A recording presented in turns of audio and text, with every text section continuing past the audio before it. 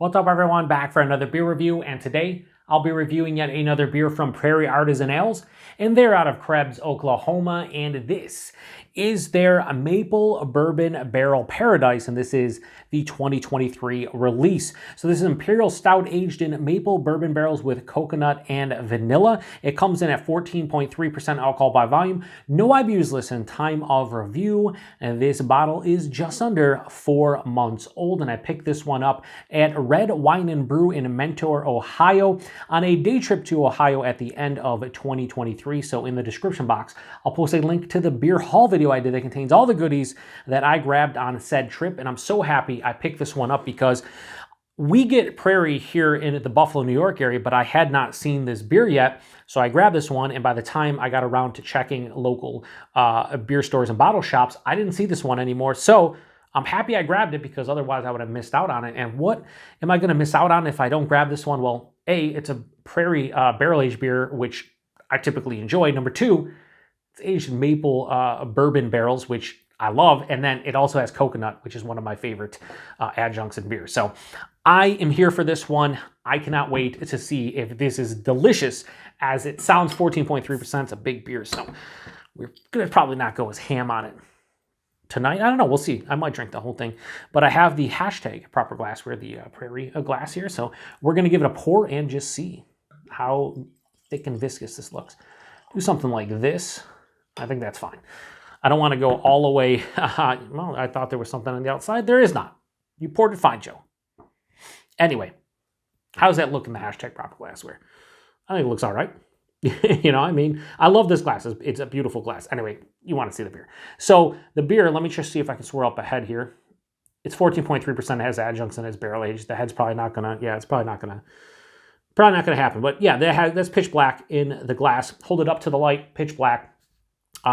Has about a third of a finger of this really nice, like mocha colored head, maybe even more into like a darker brown. It's not dissipating to a thin film. It has alcohol legs. It doesn't look like sheets. It's not crazy. Like a lot of times when you get like, 12, 13, 14% beer, it's just covering it. It's not doing that, but it looks nice. And again, I love this glass, and I don't get to use it a lot because, I review Prairie stuff a couple times a year or whatever. So anyway, let's get a nose. Yeah. It just smells like a fucking delicious barrel-aged beer. The bourbon is very intense in this one. And it's a sweeter bourbon, so I think that's probably where the maple syrup, I'm not saying that the nose is maple syrup, but it has a sweeter bourbon presence, which indicates to me that that's probably what the maple is bringing to the table in the nose. So sweeter bourbon has a vanilla kind of oaky presence. There's a big like fudgy chocolate vibe to this one as well. Yeah, then the vanilla. Wow, I just went back. The vanilla is really prominent. There's a touch of that like toasted coconut that I'm getting. They don't say toasted, but I'd imagine that's toasted coconut. A lot of caramel and brown sugar. Molasses. Touch of umami, and this is just under 4 months old, so a lot of times when I get that umami character in the nose, usually the beer is aged, and a lot of people will get like soy sauce a lot of times in aged huge barrel aged stouts, imperial stouts and whatnot. It kind of has a little bit of that in the nose, little umami character, little soy sauce. It just smells like a big, sweet, rich barrel-aged imperial stout. If I was doing this blind, I would think there's another adjunct in here, or maybe a couple. Would I say specifically this is maple bourbon? Barrels, is there coconut and vanilla specifically in here? I don't know, but it smells fucking awesome. I want to get into it. Cheers, everyone.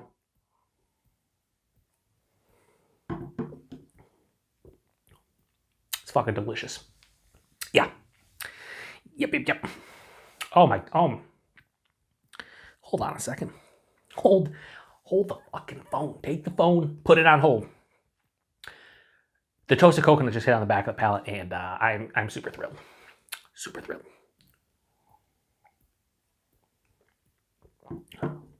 Body's a bit thin.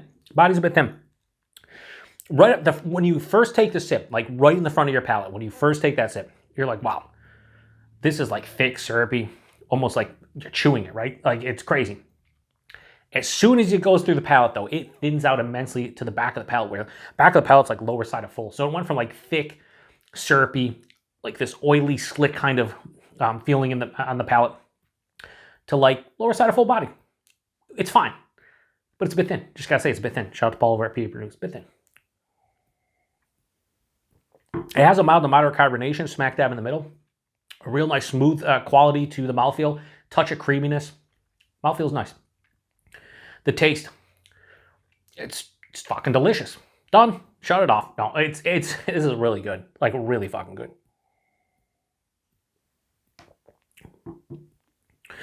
Right at the forefront, there's a shit ton, and I mean an extreme amount of like malty goodness, that from fudgy brownie batter chocolate vibes to that brown sugar I was talking about, caramel, molasses, like very rich, deep, complex, both confectionery, but also just like, again, caramelized sugars. Tons of that. There's also a nice roasted malt quality to this one, but it's like a mild roasted malt. Picture like a German black lager, like the roasted malt quality you get on those. That's kind of where this lands. Halfway through the palate is where I get vanilla, and I can't tell if it's where the vanilla they add in here or if it's coming from the barrel, but it's a lot of vanilla halfway through the palate. I'm starting to get like chocolate vanilla cream candies, and I talked about that in the Grow Brewing Company's Bourbon Barrel Aged Dark Bloom, where it was like, I mentioned that if there's such thing as like a bourbon glaze or bourbon soaked chocolate, vanilla cream candy. Shout out to Curtis, good friend of mine, viewer of the channel. He was like, those exist from Woodford Reserve, and I think he said somebody else. Like, those are actual candies. It's like, okay, I got to get them at some point. So I got to check those out. But that's kind of what's happening midway through the palate here. Then on the second half of the palate, the bourbon hits. Sweeter bourbon. Again, in the taste, I'm not necessarily saying maple syrup. I'm getting a sweetness that could be associated with maple, but not an actual distinct maple characteristic. So it's just maple bourbon barrels, right? So a lot of times you don't get a lot of maple, but it's just sweeter, like richer barrel. There's a little bit of like a peppery, again, it's amplifying the caramel and the brown sugar and everything, a little bit of toffee. And then on the finish, I get a nice little, it's not like a blast, but it's like a firm dollop of toasted coconut on the finish. You know what? I'm drinking all this tonight. Yeah, I am, because this is fucking awesome. Ooh, is it gonna fit in here? Oh, barely. But this is awesome. I was anticipating being really good, and it is really good. I gotta knock it a little bit, but again, now it looks much better in the hashtag proper glassware. Much better. Much better in the hashtag proper glassware, 100%. Anyway, let me take another sip here because I want to talk about like the sweetness. There is a pretty big overall sweetness. This isn't cloying, but it's a rich beer. I'm glad it's in a 12-ounce bottle like this, as opposed to, say, 16-ounce can, or like a bomber, or like even a 500 ml bottle. I think by the time I get down to like maybe like the last 3 or 4 ounces might be a little tough, but we'll power through. Yeah, it has like a semi-dry kind of finish, no bitterness to speak of. If there's any bitterness, like a little bit of like an oak tannin bitterness / dryness, but it's not that substantial. This is definitely a rich, sweet, pastry-esque beer without getting to the cloying side of things. 14.3%, huge warming into my chest and in my stomach. Like my upper body as a whole is on fire. The palate, however, no astringency, very smooth. It's great. So body, pretty thin. Not getting much of the maple from the maple bourbon barrel, and it's a little bit sweet. So those are things I'm gonna have to knock it for. So this is delicious though. So Maple Bourbon Barrel Paradise, the 2023 release from Prairie. Absolutely no issues whatsoever. Giving that a low 4.75, go 4.65. This is fantastic. And it's a Prairie beer, and like so many other barrel-aged beers are just so fucking good, and they've been that way for 10 plus years. There's been some misses like most breweries, they're not gonna nail most of the stuff they do. But the first beer I ever had from them was, I think, Bomb, and that was awesome back in the day, and I've had many different variants of that, and I've had a lot of different barrel-aged beers from Prairie, and one of my favorite pumpkin beers comes from them. They're not Basic Rebecca, but whatever the barrel-aged one, it might be Basic Rebecca. I don't know. Basic Becky? I think Basic Rebecca might be the barrel-aged, and Basic Becky is the non-barrel-aged, but that's like one of the best pumpkin beers I've ever had. Prairie just does good stuff. Bit pricey though, which we'll talk about right now.